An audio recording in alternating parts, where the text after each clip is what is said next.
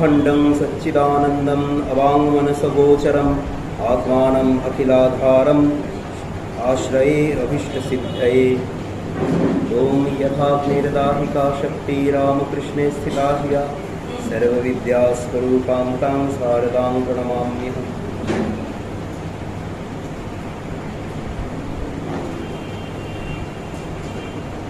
আমরা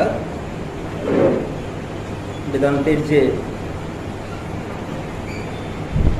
আলোচনায় আমরা দেখেছি যে সমাধি ষট সম্পত্তি, এটা নিয়ে আমরা আলোচনা করেছি গত কয়েকটি ক্লাসে। এখন শেষ যে সম্পত্তি সেটা হলো মুমুক্ষুত্ব নিয়ে আলোচনা করলে এই ষট সম্পত্তির অধ্যায় শেষ হবে, যেখানে আমরা পরপর আলোচনা করেছি যে সম, দম, উপরতি, তিতিক্ষা, শ্রদ্ধা, সমাধান। এরপরে এটার পরে হলো আর মুমুক্ষুত্ব বলতে চারটে যে সাধনের কথা বলা হয়েছে, যে নিত্যানিত্য বস্তু বিবেক, ইহামূত্র ফলভোগ বিরাগ, সমাধি ষট্ক সম্পত্তি আর মুমুক্ষু। তার মানে বেদান্ত জ্ঞান লাভের বা বেদান্ত পাঠের কে উপযুক্ত, কোন সাধক উপযুক্ত, সেটা নিয়ে আলোচনা করতে গিয়ে আমাদের শাস্ত্রে এই কথা বলেছেন যে নিষিদ্ধ কর্ম যে বর্জন করবেন, কাম্যকর্ম যে বর্জন করবেন এবং নিত্য কর্মগুলোর যে অনুষ্ঠান করবেন, সেগুলো নিয়ে আমরা সব আলোচনা করা হয়েছে।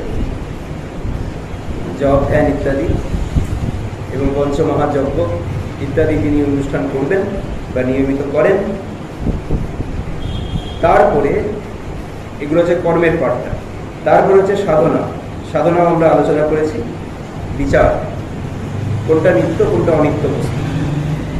এই জগতে সবই আছে, এর মধ্যে বাড়িতে চিনিতে মিশে আছে ঠাকুর বলতেন। তা কোনটা সার পদার্থটা গ্রহণ করতে হবে, নিত্য এবং অনিত্য, কোনটা সৎ কোনটা অসৎ, এর বিচারের মাধ্যমে এটাকে বলা হচ্ছে যে বিবেক।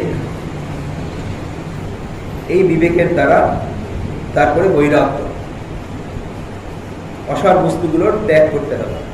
ইহামূত্র ফলভোগ বিরাগ, এই সংসারে এবং এই জগতের এবং এই জগতের পরে যে আরো জগৎ আছে, স্বর্গাদি লোক, স্বর্গলোক, ইন্দ্রলোক ইত্যাদি সব আছে, সেখানেরও যে সুখভোগ লাভের যে বাসনা আমাদের মনের মধ্যে থাকে, সেগুলোকেও ত্যাগ করতে হবে। সেগুলো ত্যাগ না করলে কিন্তু ব্রহ্মলাভ, ব্রহ্মজ্ঞান লাভ বা ঈশ্বর লাভ হবে না।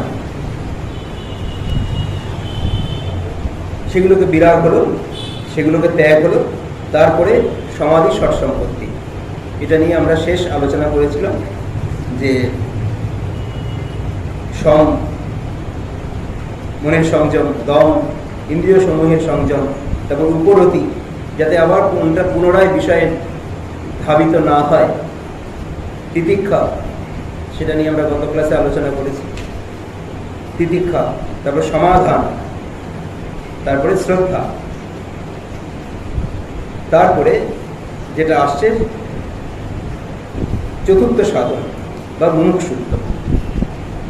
মুমুক্ষুত্বটা হচ্ছে শেষ সাধন এবং সেটাই হচ্ছে আলটিমেট, সর্বশেষ পর্যায়। এরপরে আর কিছু থাকে না। সেটা হচ্ছে মুমুক্ষুত্ব মানে মুক্তি লাভের ইচ্ছা, ঈশ্বর লাভের জন্য তীব্র বাসনা, তীব্র ব্যাকুলতা, ব্রহ্মজ্ঞান লাভের জন্য যে ব্যাকুলতা, সেটাকে মুমুক্ষুত্ব বলা হয়েছে। এখানে বলা হলো যে মুক্তিটা মানেটা কি, যে জ্ঞানের দ্বারা অবিদ্যা এবং তার কার্যসমূহকে লয় করে জ্ঞান লাভ করা। জ্ঞান মানে হচ্ছে এখানে পুস্তক জ্ঞান নয়, পুঁথিগত জ্ঞান নয়, বস্তু জ্ঞান নয়, এটা হচ্ছে পরাবিদ্যা। পরাবিদ্যা, যে জ্ঞান দ্বারা ঈশ্বরকে লাভ করা যায়। সেই জ্ঞান, সেই পরাবিদ্যা লাভের দ্বারা এই অবিদ্যাগুলোকে, সংসার বন্ধনকে এবং তার কার্যসমূহকে, এই বন্ধনের দ্বারা আমরা সমস্ত রকম কার্য করে যাচ্ছি। এখানে সৎ কাজ আছে, অসৎ কাজ আছে। অনেকে অসৎ কাজ করেন না, সৎ কাজও করেন, কিন্তু মনের মধ্যে একটা সূক্ষ্ম কামনা থাকে। শ্রীরামকৃষ্ণ যখন প্রথম বিদ্যাসাগরের কাছে দেখা করতে গেছেন, তখন বিদ্যাসাগরকে বললেন যে তুমি যা কাজকর্ম করছো এসব সত্যগুণের কাজ, সাত্বিক কাজ, কিন্তু সবই হচ্ছে ঈশ্বরের হাতে। নির্বাসনা হয়ে করতে পারলে তবে তার ফল হয়, তবে ঠিক ঠিক কাজ হবে।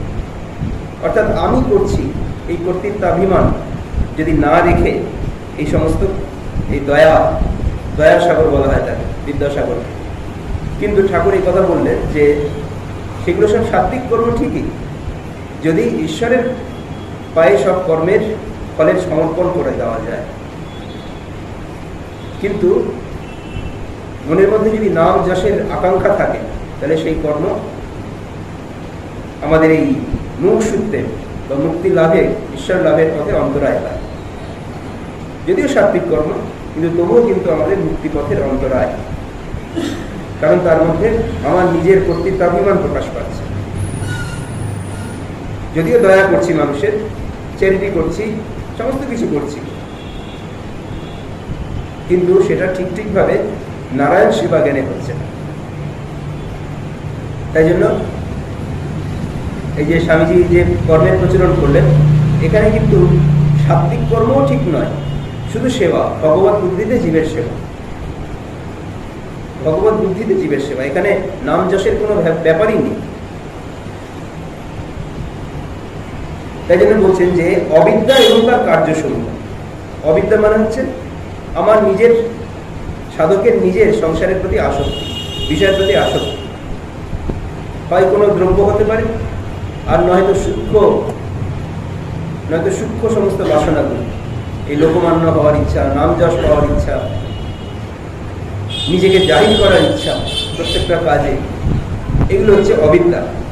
এবং তার যে সব প্রকাশগুলো কর্মের মাধ্যমে, সেটাকে বলছে তার কার্যসমূহ। তাই মুক্তি জ্ঞানের দ্বারা এই অবিদ্যা এবং তার কার্যসমূহকে লয় করে দিয়ে, শেষ করে দিয়ে, বিনাশ করে দিয়ে ব্রহ্ম এবং আত্মা এক। ব্রহ্ম এবং আত্মা এক বলতে অর্থাৎ যে ব্রহ্মকে আমরা মনে করি যে একটি দূরের বস্তু, সবকিছুর মধ্যে আমরা ব্রহ্ম করি, কিন্তু এই একই ব্রহ্ম যে আমার ভেতরেও আছেন, সকলের ভেতরে আছেন আত্মা রূপে, জীবাত্মা রূপে, সেই একই। শ্রীরাম ঠাকুরের কথাতে আছে, যা আছে ভাণ্ডে তাই আছে ব্রহ্মাণ্ডে। ভেতরে যা যে যিনি আছেন, তিনি আবার বাইরে এই প্রকাশিত হচ্ছে সব কিছুর মধ্যে। সুতরাং একই ব্রহ্ম আমার ভেতরে যিনি আছেন, তিনি আবার সব কিছুর ভেতরে আছেন, জড় বস্তুগুলোর ভেতরেও আছেন। এই ব্রহ্ম এবং এই আত্মা এক। অর্থাৎ আমি সেই ব্রহ্ম, অহং ব্রহ্মাস্মি। আমি ঈশ্বর নই, ঈশ্বরের কনসেপ্টটা আলাদা।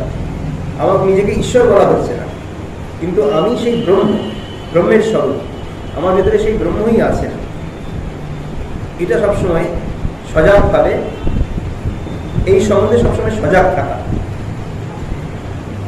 যে নিজের মধ্যে যদি, স্বামীজি বলছেন যে এই বিশ্বাসটা যদি থাকে যে আমার ভেতরে সেই একই ঈশ্বর আছে, তাহলে মানুষ কখনো খারাপ কাজ করতে পারে না। এই বিশ্বাসটা নেই।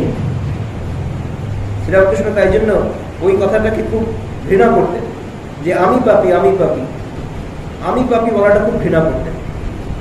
বলে পাপী পাপী করতে করতে সে পাপী হয়ে যায়। নিজেকে মুক্ত ভাবতে হবে। বলছে যে এরকম জোর করতে হবে, আমার আবার পাপ কি, তার নাম করেছি। এই কথা মেয়েদের সব পুস্তক আছে যে আমি মায়ের ছেলে, আমি মায়ের সন্তান, আমার আবার পাপ কি। এই বিশ্বাসটা যার থাকবে, তার কিন্তু তার দ্বারা কখনো পাপ কর্ম, তার দ্বারা কোনো অন্যায় কাজ হবে না। কিন্তু আমি অনেক দূরে আছি, আমি অনেক ঈশ্বরের কাছ থেকে অনেক দূরে, আমার তার কাছে যাওয়ার ক্ষমতা নেই, এইসব কথা বলাটা আরো নিজেকে ছোট করা এবং অপমান করা।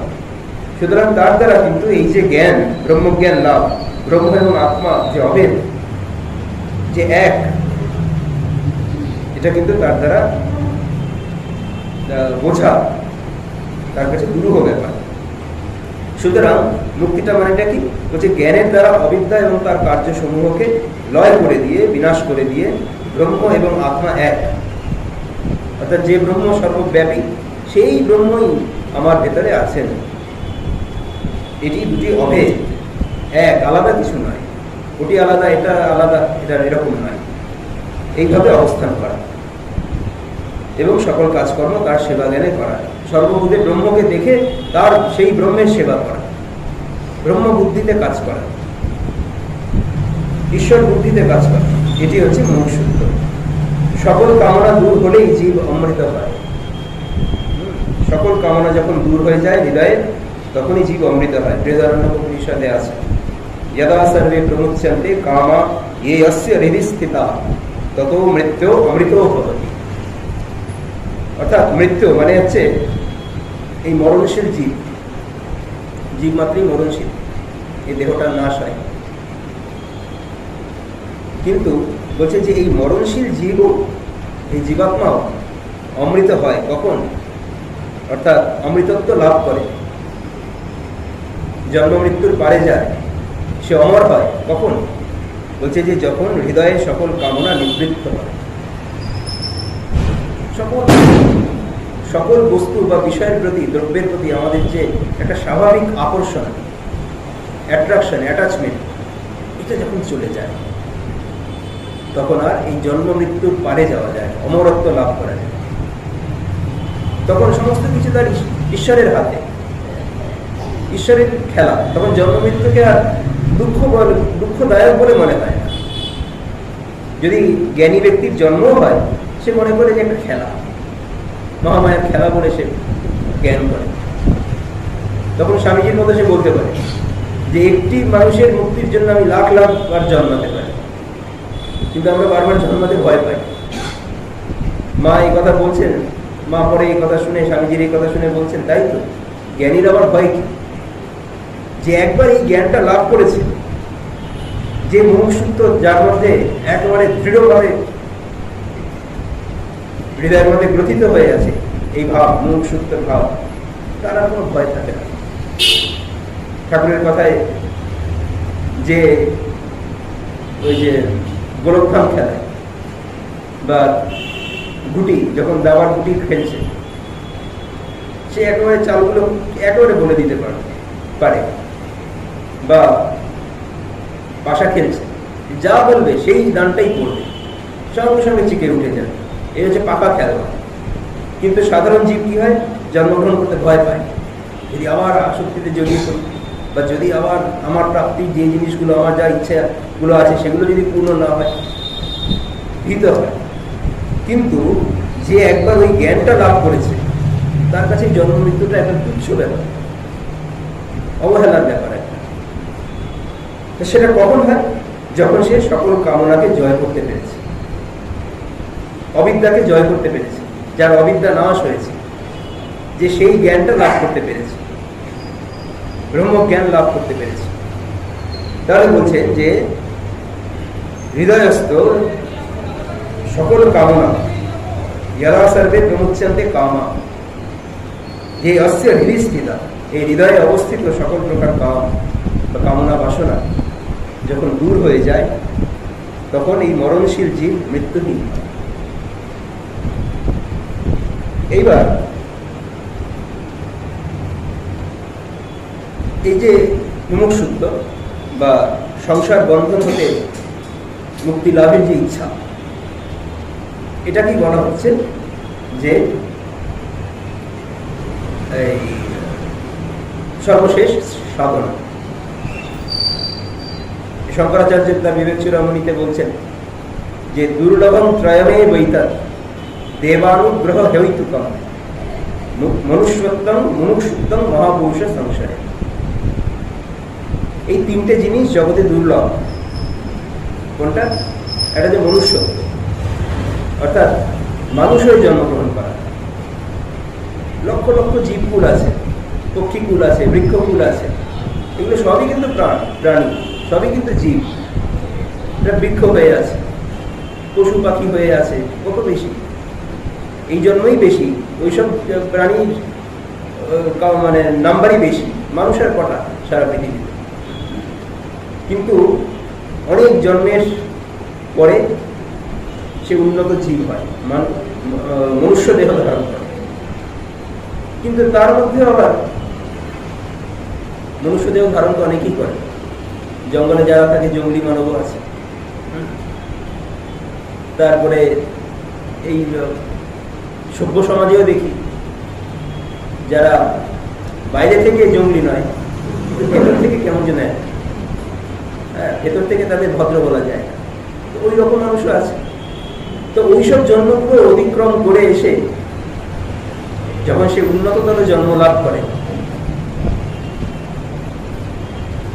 এবং সে মুমুক্ষুত্ব লাভ করে, ফলে মনুষ্য দেহধারী মানুষ জন্মটা হচ্ছে দুর্লভ এই সংসারে। এবং তারপরে মানুষ হয়ে জন্মালেও এই মুমুক্ষুত্ব সবার থাকে না, অর্থাৎ ভগবান লাভের ইচ্ছা সবার থাকে না। এটা হচ্ছে দুর্লভ এই জগতে। অর্থাৎ এই সমস্ত কিছু, ওই যে ঠাকুরের কথা আছে যে সব একটা গুটি খেলায়, একটা গুটি সব ঘরগুলো না ঘুরে কখনো একেবারে শেষ ঘরে যেতে পারে না।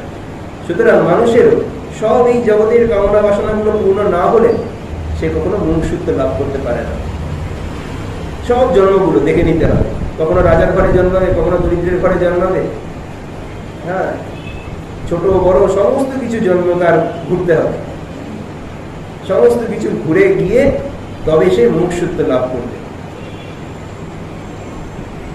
রাজার জন্ম মানে কি শেষ নয়, কিন্তু তাকেও আবার দরিদ্র হতে হবে।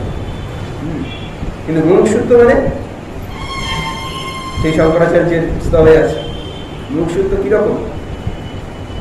করতলে ভিক্ষা, তরুতলে বাস। যার তরুতলে বাসকেও সে আনন্দের সঙ্গে গ্রহণ করবে এবং ভিক্ষার উপরে তিনি জীবন যাপন করবে। সমস্ত কিছু ঈশ্বর নির্ভরতার উপরে সে তার জীবনটা চলবে। এটাই হচ্ছে আনন্দের জীবন। অনেকে আছে ওসব চিন্তা করতে ভয় পাবে। একটা স্টেবিলিটি চাই, একটা বাড়ি চাই, একটা ঘর চাই, আমার থাকবে এই জিনিস। এটা হচ্ছে আমাদের জাগতিক বস্তুর উপর একটা ডিপেন্ডেন্স, ঈশ্বরের উপর ডিপেন্ডেন্সটা নেই। কিন্তু যে প্রতি মুহূর্তে ঈশ্বরের উপর ডিপেন্ডেন্ট যে হয়, তার হচ্ছে মুমুক্ষুত্ব জেগেছে, বুঝতে হবে। এই ভাবটা তার মধ্যে বলবতী হয়েছে, পুরোপুরি ঈশ্বরের উপর, দৈবের ঈশ্বরের উপর নির্ভরশীল। এই যে স্বামীজির পরিব্রাজক জীবনে দেখি, তাদের গুরু ভাইরা সবাই, তাদের সন্ন্যাস জীবনে দেখি যে প্রত্যেকটা মুহূর্তে ঈশ্বরের উপরে। এই দুপুরে কি খাবেন সেও জানেন না, রাতে কি খাবেন, কোথায় থাকবেন তাও জানেন না, একবারে ঈশ্বরের উপর নির্ভরশীল হয়ে বেরিয়ে পড়ছে। তো এইরকম প্রতি মুহূর্তে যিনি থাকতে পারেন, এরকম অনেকে গৃহস্থও আছে ঠাকুরের পার্শ্বদের মধ্যে। নাগ মহাশয়ের জীবন, মাস্টার মশাইয়ের জীবন, বলরাম বসুর জীবন। বলরাম বসুর জমিদার হলে কি হবে, বা মাস্টার মশাই এরকম বড় স্কুল কলেজের 3টে স্কুলের হেডমাস্টার হলে কি হবে? যেই একবার শুনলেন যে বিদ্যাসাগর পরমহংস দেবের নামে কিছু একটা বলেছে, বলছি যে মাস্টার মশাই স্কুলের একবার একটু রেজাল্ট খারাপ হয়েছে, বিদ্যাসাগর বলেছেন ওনার একটু ওখানে বেশি যাওয়া হয়েছে, অর্থাৎ দক্ষিণেশ্বরে তিনি একটু বেশি গেছিলেন, তাই জন্য স্কুলে সময় দিতে পারেনি, রেজাল্ট খারাপ হয়েছে। এই শুনলে বিদ্যাসাগর স্কুলের চাকরিটা ছেড়ে দিলেন, গুরু নিন্দা হয়েছে। পরে কি করবে বুঝতে পারছেন না, জানেন না, কিন্তু যেই একবার শুনলেন যে এই কথা বলেছেন, সঙ্গে সঙ্গে রেজিগনেশন পাঠিয়ে দিলেন। তারপরে বলছেন যে খুলিত সিংহের মতো ছাদের মধ্যে পায়চারি করছি। কিন্তু তারপরে ঠাকুরের কৃপায় আবার তিনি আরেকটি স্কুলের হেডমাস্টার হয়েছে। সুতরাং এই ঈশ্বরের উপর নির্ভর করলে ঈশ্বর কখনো তাকে পেছালে পা পড়তে দেন না তার ভক্তের, এবং তার সমস্ত কিছু নিজেই গ্রহণ করেন। যোগক্ষেমং বহাম্যহম, গীতায় বলছে সেই ভক্তের আমি যোগ এবং ক্ষেম বহন করি।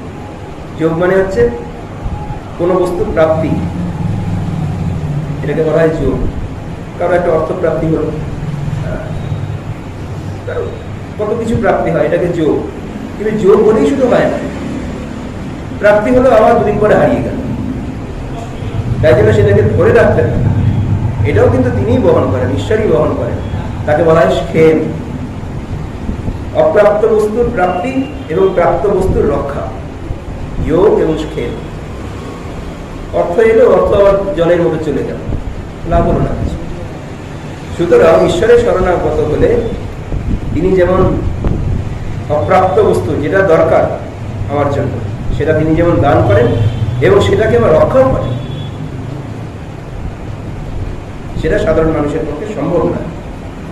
তাই জন্য পুরোটাই ঈশ্বরের উপর নির্ভর করলে, ঈশ্বর নির্ভরশীল হলে তখনই বলা যায় যে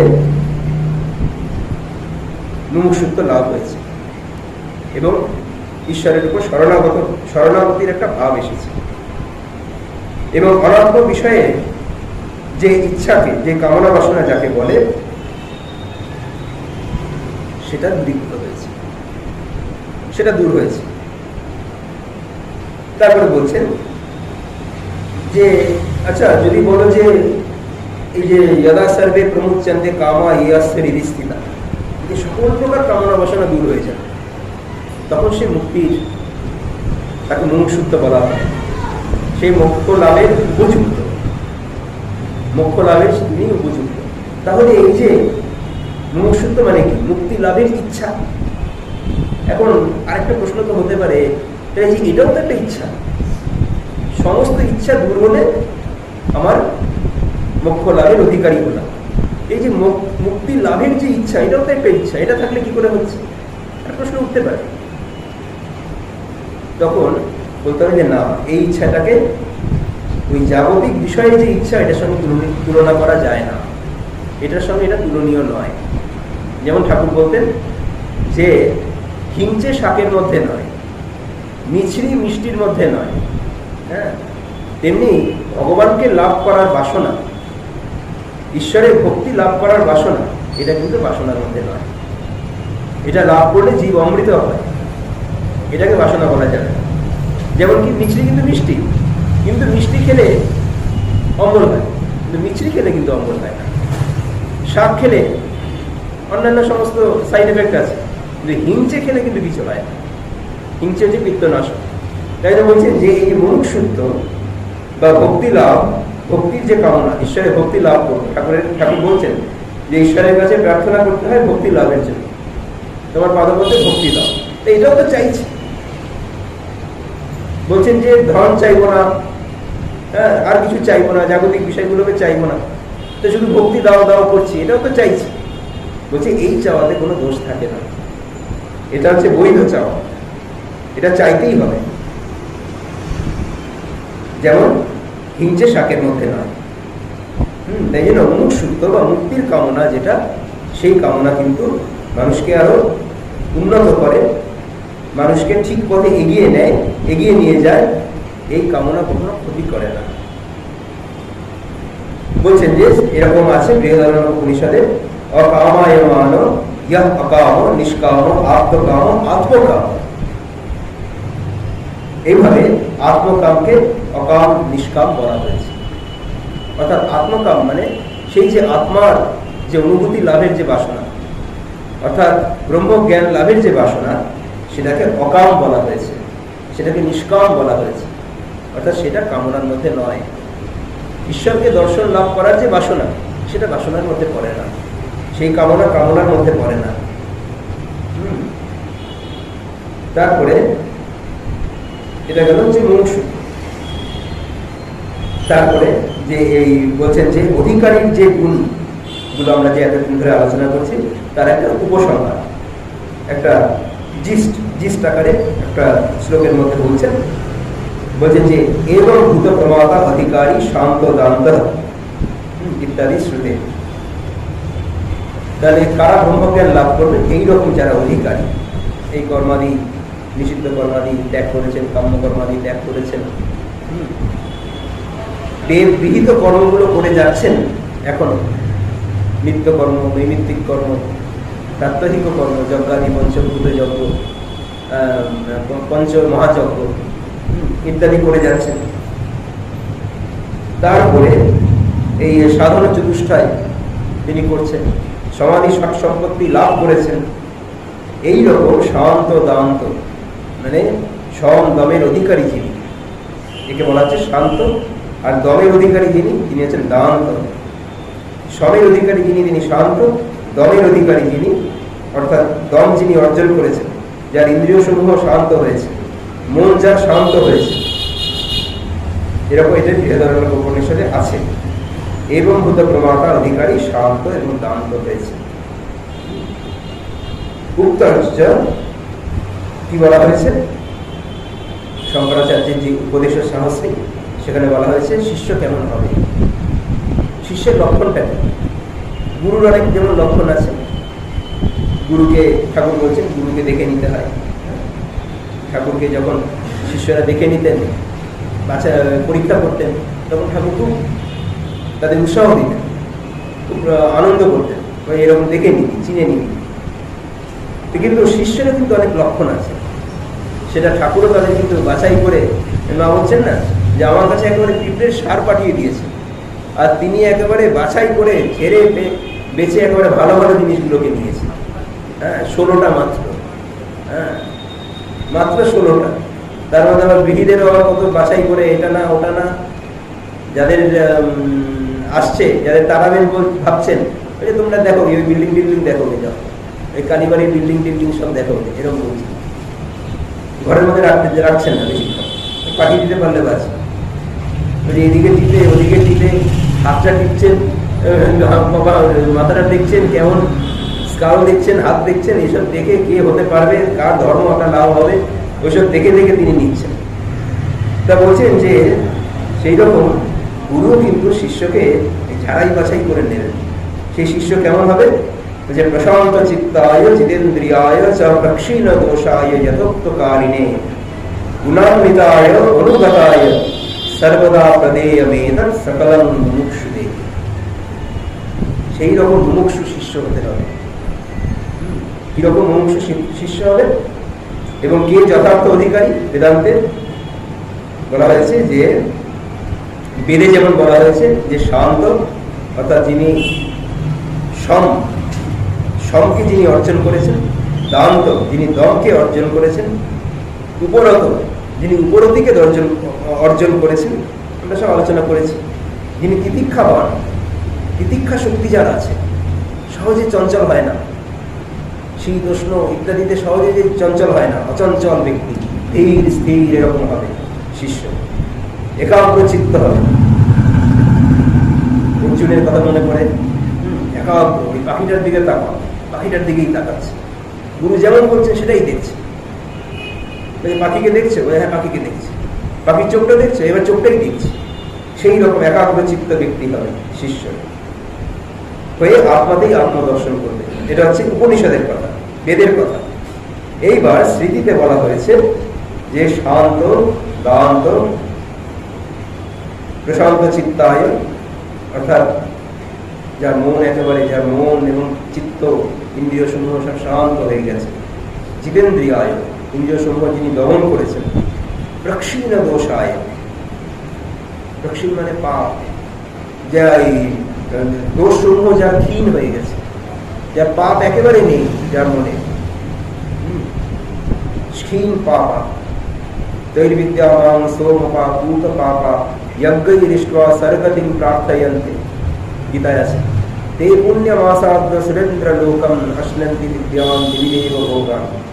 বহু জন্মের সুকৃতির ফলে বহুনাম জন্মনামন্তে জ্ঞানবান মাং প্রপদ্যতে বাসুদেব সর্বমিতি স মহাত্মা সুদূর্ণব। অনেক জন্মের পর মানুষ জীব আমার প্রতি ভক্তি লাভ করে, এবং বাসুদেব মানে স্বয়ং ভগবান, বাসুদেব মানে শুধুমাত্র কৃষ্ণ নয়, যিনি সর্বভূতে বিরাজ করেন তিনি বাসুদেব। এই বাসুদেব সকল বস্তুর মধ্যে তিনি আছেন, এটি সে বুঝতে পারে, যার অন্তর থেকে সমস্ত পাপ দূরীভূত হয়ে যায়। পাপ মানে হচ্ছে ময়লা, মনের ময়লা, সমস্ত মালিন্য ভেতর থেকে দূর হয়ে যায়। যার চিত্ত নির্মল হয়েছে, সেই রকম ক্ষীণ পাপা ব্যক্তি, নির্মল চিত্ত ব্যক্তি, কাম্যাদি ত্যাগী বলছেন যে তারপরে প্রক্ষীণ দোষায় যথোক্তকারিণে। যথোক্তকারিণে মানে ওই যে যেগুলো বললাম, কাম্য এবং নিষিদ্ধ কর্মগুলো বর্জন করা, এবং বেদ যে সমস্ত শ্রুতি যে সমস্ত কাজ করতে বলেছে, এই যে সেবাদি, ভগবত বন্দনাদি, শাস্ত্র পাঠাদি, এই সমস্ত যে কর্মগুলো, নিত্য নৈমিত্তিক কর্মগুলো, জপ ধ্যান ইত্যাদি, এই সমস্ত কর্মগুলো যিনি করে যাচ্ছেন, এটাকে বলছেন যথোক্তকারিণী। যেমন বলা হয়েছে, যেমন উক্ত হয়েছে, শাস্ত্র যেমন বলছেন, যে কর্মগুলো করতে বলছেন, তেমনভাবে যিনি করে যান, প্রতিদিন যিনি এইভাবে করে যান, তিনি হচ্ছেন ঠিক ঠিক শিষ্য। শান্ত, দান্ত, ক্ষীণ পাপা, নির্মল চিত্ত, কাম্যাদি ত্যাগী ও নিত্য কর্মানুষ্ঠানকারী। যেগুলো বলা হয়েছে এগুলো করো না, এই কাজগুলো, সেগুলোকে ত্যাগ করেছে। আর যেগুলো বলা হয়েছে এগুলো করো, সেগুলো খুব শ্রদ্ধার সঙ্গে করে যাচ্ছে, নিষ্ঠার সঙ্গে করে যাচ্ছে। তারপরে বলছেন যে গুণান্বিতায় চ অনুগতায়। গুণান্বিতায়, গুণান্বিতা বলতে এই যে নিত্যানিত্য বস্তুর বিবেক এবং ইহাপুত্র পরলোক বিরাগ, বিবেক বৈরাগ্য, এই গুণ সম্পন্ন। বিবেক এবং বৈরাগ্য এই দুটি গুণ সম্পন্ন যে ব্যক্তি, তিনি হচ্ছেন এই ঠিক শিষ্য হওয়ার উপযুক্ত। শিষ্যের মধ্যে এই গুণটা থাকবে, যে গুণান্বিতায়, বিবেক বৈরাগ্য গুণযুক্ত। আর হচ্ছে অনুগতায়। অনুগতা মানে গুরুর প্রতি যিনি অনুগত, গুরু যা বলবেন সেটাকেই বেদ বাক্য। সেই গুরু বাক্য কেমন, কথামৃতে আছে যে বলছেন যে সেই কৃষ্ণ আর অর্জুন রথে করে যাচ্ছেন। এবার কৃষ্ণ বলছেন যে অর্জুনকে দেখিয়ে বলছেন, দেখো দেখো গাছে কেমন থোড়ো থোড়ো আঙুর ঝুলছে। যে হ্যাঁ তাই তো, থোড়ো থোড়ো আঙুর ঝুলছে একেবারে, অর্জুন দেখতে পাচ্ছেন। তারপর কিছু দূর গিয়ে আমার কৃষ্ণ বলছেন, না এগুলো তো আঙুর নয়। তখন অর্জুনও বলছেন, না এগুলো তো আঙুর নয়। তারপরে ঠাকুর বলছেন যে দেখো অর্জুনের মতো লোক, এ তো আর কৃষ্ণ খুশি হবে, কৃষ্ণের পোষণ করার জন্য তো এই কথাগুলো বলছেন না। অনেকে আছে তোষামুদের লোক আছে, বসকে তোষণ করে, হ্যাঁ, যে মালিক তার তোষণ করে, যা মালিক যা বলছে হ্যাঁ ঠিক ঠিক ঠিক, কিন্তু ভেতরে কিন্তু পাটোয়ারি বুদ্ধি। হ্যাঁ, ওরকম নয়। কিন্তু অর্জুন হচ্ছে বীর ব্যক্তি, অর্জুন পবিত্র ব্যক্তি, হ্যাঁ, যথেষ্ট শিক্ষিত ব্যক্তি। তিনি কিন্তু কৃষ্ণের এই মনটা জয় করার জন্য কথাগুলো বলছেন। কৃষ্ণ যা দেখাচ্ছেন তিনি তাই সত্যি সত্যি দেখতে পাচ্ছেন। গুরু যেমন বলবে, যেমন দেখাচ্ছেন, সঙ্গে সঙ্গে সেটাই দেখতে পাচ্ছেন। এই গুরুর প্রতি এইরকম আনুগত্য তার আছে। এরকম আনুগত্য যিনি লাভ করবেন, গুরু যা বলবেন সঙ্গে সঙ্গে তা করতে পারবেন। এই স্বামীজি বলছেন না, তোকে দীক্ষা দেব, কিন্তু এই শিষ্যকে বলছেন, শরৎচন্দ্র চট্টোপাধ্যায় বলছেন যে তোকে দীক্ষা দেব, কিন্তু আমি যদি কালকে বলি তুই ছাদ থেকে ঝাঁপ দে, তাতেই তোর মঙ্গল হবে। তুই শুনতে পারবি তো? তুই ছাদ থেকে ঝাঁপ দে বা গঙ্গায় ডুবে গিয়ে মর, তাতেই তোর মঙ্গল হবে, তুই শুনবি তো? শিশু বলে হ্যাঁ দেখবো। তখন তাকে দীক্ষা দিই। যে এইরকম অন্ধ হবে গুরুর প্রতি, যে জানে যে ওটাতেই আমার মঙ্গল। গুরু যেমন বলেছে, গুরু আমাকে যেমন করে দিয়েছে উপাসনা পদ্ধতি, এর মধ্যে আর কোনো পাটোয়ারি রাখলে চলবে না, এর মধ্যে আর কোনো বিচার রাখবে না। তাই জন্য বলছেন যে ঠাকুর বলে দিয়েছেন, গুরুকে আগে বিচার করো, আগে যারা পরীক্ষা টরীক্ষা করে নাও, কিন্তু যেই একবার গুরু বলে মেনে নিলে তারপর কিন্তু আর কোনো পরীক্ষা নিরীক্ষা চলবে না। তারপরে হচ্ছে সেই ভাবটা থাকবে, যদ্যপি আমার গুরু সুরি বাড়ি যায় তথাপি আমার গুরু নিত্যানন্দ রায়। আমার গুরু যদি সুরি বাড়ি ওই মদের ঠেকেও যায়, তথাপি কিন্তু আমার গুরু স্বয়ং ভগবান। একবার যদি আমি গুরু বলে তাকে বিশ্বাস করি, তাকে যদি মেনে নিই, তাকে যদি স্বীকার করি জীবনে, বলা হচ্ছে যে এইরকম গুরুর প্রতি অনুগত হতে হবে। সেই রকম মোক্ষকামী ব্যক্তিকে গুরু সর্বদা আত্মজ্ঞান উপদেশ করবেন। অনুগত হলেই কিন্তু গুরু কৃপা করেন। যে অনুগত নয়, সমস্ত কিছু আছে হয়তো, এই যে শান্ত দান্ত ক্ষীণ পাপা নির্মল চিত্ত, প্রশান্ত চিত্তায় জিতেন্দ্রিয়ায় প্রক্ষীণ দোষায়, সমস্ত গুণ আছে, কিন্তু গুরুর প্রতি অনুগত নয়। আমরা মহাভারতে দেখতে পাই সেই একলব্য দ্রোণাচার্যের মূর্তিকে সামনে রেখে করে গেছে, তার মধ্যে সমস্ত গুণ আছে, কিন্তু তার সেই শিক্ষাটা, তিনি তার গুরুকরণটা হয়। তারপরে আরো অনেক উদাহরণ আছে এইগুলো, যে গুরু যেমন বলেছে, সে নিজের তার ক্যারিবার আছে, তার নিজে তার স্কিল আছে, সেই জন্য সে একটা বিদ্যা অধিকারী হয়েছে, বিদ্যার অধিকারী হয়েছে, কিন্তু সেটা পরম্পরাগত নয়। তাই জন্য দীক্ষার প্রাধান্যটা, দীক্ষার গুরুত্ব এখানে। মন্ত্র অনেক আছে, পূজায় যে সমস্ত মন্ত্রগুলো উচ্চারণ করা হয় সেগুলো মন্ত্র, কিন্তু সেইগুলো নিয়ে যদি কেউ জপ করতে শুরু করে তাতে কিন্তু লাভ হবে না। গুরুর কাছে যেতে হবে, গুরুর কাছে গিয়ে গুরুর মুখ থেকে যে মন্ত্র যিনি বলবেন, যে গুরু বলবেন যে মন্ত্রটি, সেটিকেই নিয়ে সাধন ভজন করতে হবে। তাতে কি হয়, গুরুর মাধ্যমে একটি শক্তি ভেতরে আসে। এই শক্তিটা কিন্তু পাওয়া যাবে না, একটা মন্ত্র আমি নিয়ে নিলাম, জপ করতে শুরু করে দিলাম, তা কিন্তু হবে না। তাই জন্যই গুরুর কথা বলা হয়েছে, গুরুর মুখ থেকে শ্রবণ করতে হয়, উপদেশ এবং মন্ত্র, এবং গুরু তাকে উপদেশ দেন, এবং তার জন্য শিষ্যকে এই সমস্ত গুণগুলোর অধিকারী হতে হয়। তাহলে আমরা দেখলাম যে অধিকারী গুণের উপসংহার কিরকম হলো। যেমন বৃহদারণ্যক উপনিষদ বলেছেন যে শান্ত গান্ত, হ্যাঁ, উপরত তিতিক্ষাবান একাগ্রচিত্ত ইত্যাদি হবে।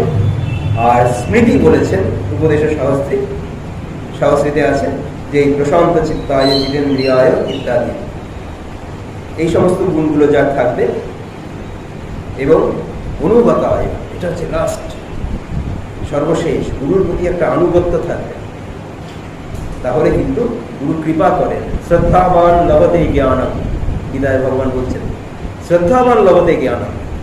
সমস্ত কিছু আছে, সমস্ত গুণগুলো আছে, কিন্তু অশ্রদ্ধা, তার গুরুর প্রতি শ্রদ্ধা নেই, শাস্ত্রের প্রতি শ্রদ্ধা নেই, সে জ্ঞান লাভ করতে পারবে না। শ্রদ্ধাবান লভতে জ্ঞানম তৎপর সংযতেন্দ্রিয়, এই যে সংযতেন্দ্রিয় হতে হবে। কে জ্ঞান লাভ করবে? শ্রদ্ধাবান, তৎপর এবং সংযতেন্দ্রিয়, যার ইন্দ্রিয় সমূহ, যার মনটা সংযত হয়েছে, নিজের কন্ট্রোলে এসেছে, আর হচ্ছে শ্রদ্ধাবান।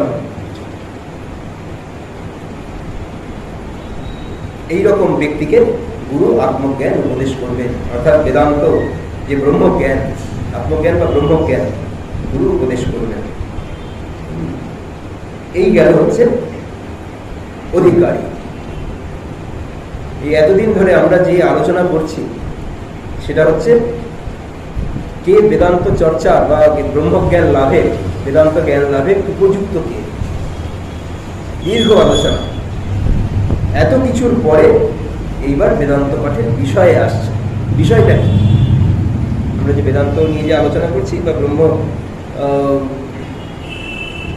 নিয়ে যে আলোচনা করব, সেটা কি, সে ব্যাপারটা কি, এবার সাবজেক্টে আসছে। সেটা নিয়ে একটা দীর্ঘ আলোচনা। বলছেন যে বিষয় হল জীব ব্রহ্ম ঐক্যম শুদ্ধ চৈতন্যম প্রমেয়ম তত্র এব বেদান্তানাং তাৎপর্য। এই যে আমাদের বলা হল যে আমরা আলোচনা করলাম যে বাইরে যে আমরা ব্রহ্ম আছে দেখতে পারি, বলি এই ব্রহ্ম সমস্ত কিছু পরিব্যাপ্ত হয়ে আছে, এই ব্রহ্ম কিন্তু আমার ভিতরেও আছে, আমি কিন্তু ব্রহ্মের থেকে আলাদা নই। আমি ব্রহ্মকে দেখব, আমি ঈশ্বরকে দেখব, আমি ভগবানকে দেখব। ভগবানকে কোথায় দেখব? ভগবান তো ভেতরেই বসে আছে, এটা ভুলে গেলে চলবে না। এটা যখন সময় সজাগ থাকবো এই ব্যাপারটাতে, তখনই কিন্তু ঠিক ঠিক জ্ঞানটা হবে। ভগবান বাইরে নেই, ঈশ্বর বাইরে নেই, ব্রহ্ম বাইরে নেই। বাইরে থাকতে পারেন, কিন্তু এই ব্রহ্মকে কিন্তু নিজের মধ্যেই দেখতে হবে। নিজের মধ্যে যদি একবার আমি ব্রহ্মকে দেখতে পারি, তাহলেই কিন্তু আমি সমস্ত ভূতে সব কিছুর মধ্যে ব্রহ্মকে দেখতে পাবো, ঈশ্বরকে দেখতে পাবো। যদি নিজের মধ্যে নিজের উপরে যদি বিশ্বাস না থাকে, তাই জন্য বলছেন না স্বামীজি যে প্রথমে হচ্ছে আত্মবিশ্বাস, নিজের উপরে বিশ্বাস, তারপরে ঈশ্বরে বিশ্বাস। নিজের মধ্যে যদি আমি ব্রহ্মকে না দেখতে পাই, তাহলে আমি সবকিছুর মধ্যে কখনো ব্রহ্মকে দেখতে পাবো। নিজেকে আগে সেই লেভেলে নিয়ে যেতে হবে, তাহলে আমার চোখ খুলে যাবে, জ্ঞান চোখ খুলে যাবে, সাধকের জ্ঞান চোখ খুলে যাবে। তাই জন্য বলছেন যে এই জীব এবং ব্রহ্ম এক, অভিন্ন। এর যে একটা ঐক্য, এটাই হচ্ছে বেদান্তের মূল বিষয়। বেদান্তে একবারও বলছেন না যে তুমি ওখানে যাও, ওখানে গেলে ব্রহ্মকে দেখতে পাবে, ওখানে ঈশ্বর আছে, কৈলাসে ঈশ্বর আছে, বৈকুণ্ঠে ঈশ্বর আছে, ওই তীর্থস্থানে ঈশ্বর আছে। একবারও বলছেন এখানেই আছে, যা আছে তোমার মধ্যেই আছে, যা আছে ভাণ্ডে তাই আছে ব্রহ্মাণ্ডে। তুমি এখানে বসেই পারো। সাধন ভজন বা ঈশ্বর লাভ কোনো কিছু সাপেক্ষ নয়। সাপেক্ষ বলতে এটা একটা নিরপেক্ষ ব্যাপার, যে আমাকে ওই তীর্থে গেলে আমি ভগবানকে লাভ করতে পারবো তা নয়। আমি এত অনুষ্ঠান করলে, এত জপ করলে তবে আমি ঈশ্বরকে লাভ করতে পারবো তা নয়। ওই যে একজন তপস্যা করছিলেন, তপস্যা করে হরিদ্বারে গিয়ে, ঋষিকেশে গিয়ে তপস্যা করছেন, যা মাকে চিঠি পাঠালেন, এতদিন ধরে তপস্যা করলাম, ঠাকুরকে দেখতে পেলাম। মা বিরক্ত হয়ে গেলেন, বলে লিখে দাও তুমি, তুমি ঋষিকেশে গেছে বলে ঠাকুর তোমার জন্য ঋষিকেশে গিয়ে বসে।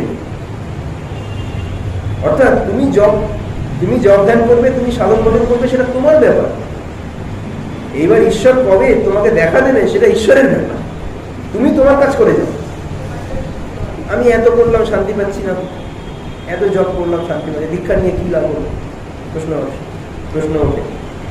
10 বছর হয়ে গেল দীক্ষা নিয়েছি, 20 বছর হয়ে গেল দীক্ষা নিয়েছি, 50 বছর হয়ে গেল দীক্ষা নিয়েছি, কি লাভ হলো? সেটা দীক্ষার উপরে কিন্তু কিছু নির্ভর করে না, কোনো কিছু সাপেক্ষ নয়। ব্রহ্মজ্ঞান লাভ বা ঈশ্বর লাভটা হচ্ছে একটা নিরপেক্ষ ব্যাপার, যে আমি এইগুলো করেছি প্রতিদানে আমার এগুলো হবে তা নয়। কিন্তু এগুলো আমি করছি আমার নিজের জন্য। সাধক জপ ধ্যান করবে তার নিজের জন্য। যখন চিত্ত শুদ্ধ হবে তখনই তিনি কিন্তু আসেনি ভেতরে, তার জন্য কোথায় খুঁজতে যাবে? ভেতরেই তো তিনি বসে আছেন, লুকিয়ে বসে আছেন, তার জন্য কোথাও যাওয়ার দরকার নেই। তা বলছেন যে এই জীব এবং ব্রহ্মের যে ঐক্য, এটাই হচ্ছে বেদান্তের বিষয়। শুদ্ধ চৈতন্য রূপ, তা বলছেন যে তত্র এব বেদান্তানাং তাৎপর্য। শুদ্ধ চৈতন্য রূপ প্রমেয় বেদান্ত শাস্ত্রের বিষয়। কতগুলো বিষয় আছে, একটা হচ্ছে প্রমেয়, একটা প্রমাণ, একটা প্রমাতা, এগুলো নিয়ে পরের দিন আলোচনা করা যাবে। যে এর হচ্ছে প্রমেয়। প্রমেয় মানে হচ্ছে জ্ঞেয় বস্তু, মানে যাকে জানতে হবে, লক্ষ্য বস্তু। তা শুদ্ধ চৈতন্যই হচ্ছে আমাদের লক্ষ্য। যে শুদ্ধ চৈতন্য লাভ করবো, কি লাভ করার কোনো ব্যাপার নয় যে আমার কাছে এটা নেই। এই যে যোগ স্কিম বলা হয় যে আমার কাছে একটা ভালো জিনিস নেই, আমি এটা লাভ করার চেষ্টা করছি। হয়তো কারোর কাছে একটা অ্যাপেলের ল্যাপটপ নেই, আমি এটা লাভ করার চেষ্টা করছি। কিন্তু এইখানে শুদ্ধ চৈতন্য লাভ করার কোনো ব্যাপার নেই, শুদ্ধ চৈতন্য ভেতরেই আছে। এটা লাভ করার, অর্জন করার কোনো ব্যাপার নেই, এটা একটা স্কিলও নয়। একটা কাজ করতে করতে একটা স্কিল অর্জন করে। ক্রিকেটাররা ক্রিকেট প্র্যাকটিস করছে, খেলোয়াড়রা খেলা প্র্যাকটিস করতে করতে করতে করতে একটা স্কিল ডেভেলপ করে তাদের মধ্যে, সে ভালো খেলোয়াড় হয়। কিন্তু এখানে এই যে শুদ্ধ চৈতন্য লাভ করার কোনো ব্যাপার নেই, শুদ্ধ চৈতন্য ভেতরেই আছে। শুধু আমাদের এই যেটা বললাম, যে আলোচনা হলো আগে, যে আমাদের যে এই যে বিষয়ের প্রতি যে এই যে কামনাগুলো, বিষয়ের প্রাপ্তির যে ইচ্ছাগুলো, এগুলোর দ্বারা আবরিত হয়ে আছে ব্রহ্ম। ব্রহ্ম মায়ার দ্বারা আবরিত হয়ে আছে, এগুলোকে মায়া বলা হচ্ছে, অবিদ্যা। আবৃত হয়ে আছে, চিত্ত দর্পণের উপরে ধুলোবালি জমে আছে, মলিন হয়ে আছে চিত্ত দর্পণটা, আয়নাটা। শুদ্ধ চৈতন্য ভেতরেই আছে, সবার মধ্যে আছে, এটাকে বিশ্বাস করতে হবে। তাহলে কিন্তু ঠিক ঠিক সাধনাটা হবে। নাহলে সাধনাটা একটা ভুলভাল একটা ট্র্যাকে চলবে, পথে চলবে, ঠিক ঠিক সাধনা হবে না।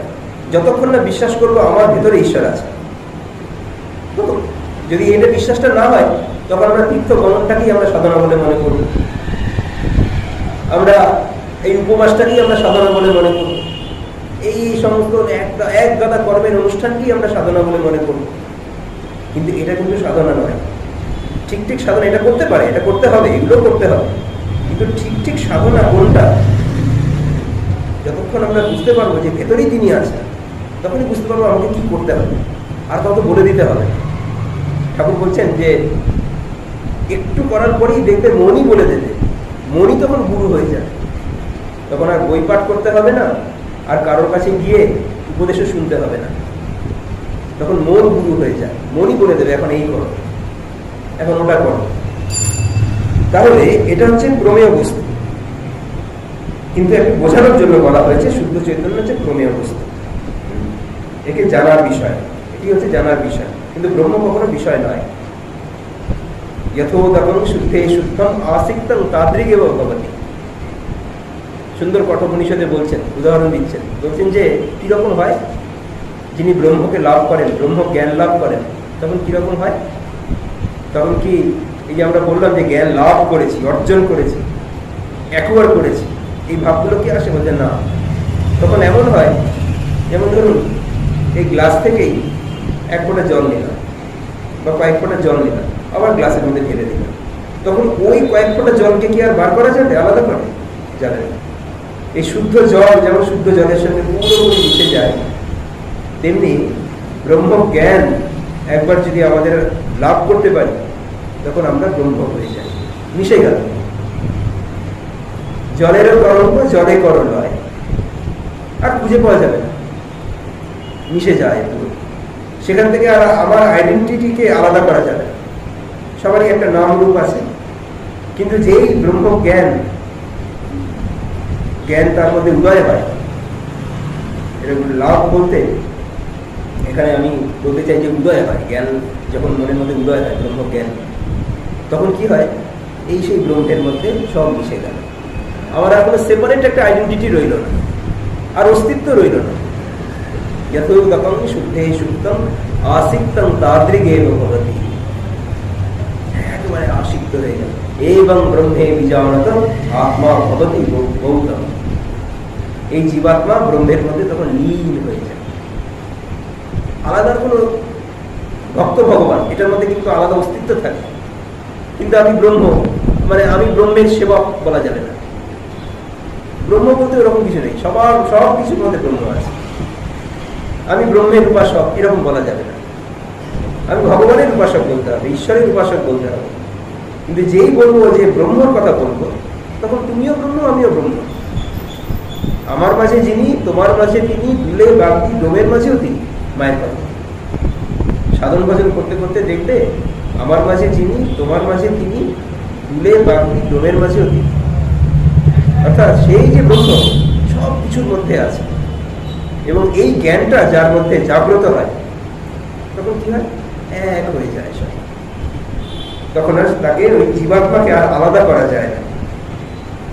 তো এইরকম শুদ্ধ চৈতন্য রূপ প্রমেয়ই বেদান্ত শাস্ত্রের বিষয়, যেহেতু শুদ্ধ চৈতন্যই সকল বেদান্তের তাৎপর্য। এই বেদান্ত কি নিয়ে ডিল করছে?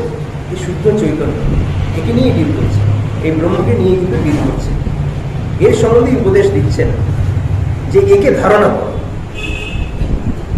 একে চুপচাপ মনের মধ্যে চিন্তা করো। আর এতক্ষণ যে এই সমস্ত গুলো বলা হয়েছে, এই কাম্য কর্ম, নিষিদ্ধ কর্মের বর্জন, এই কর্মাদি করা, উপাসনা করা, এই সৎ সম্পত্তি অর্জন করা, এগুলোকে অর্জন বলা হয়। সম্পত্তির অর্জন আছে, কিন্তু ব্রহ্ম জ্ঞান লাভের কখনো অর্জন হয় না।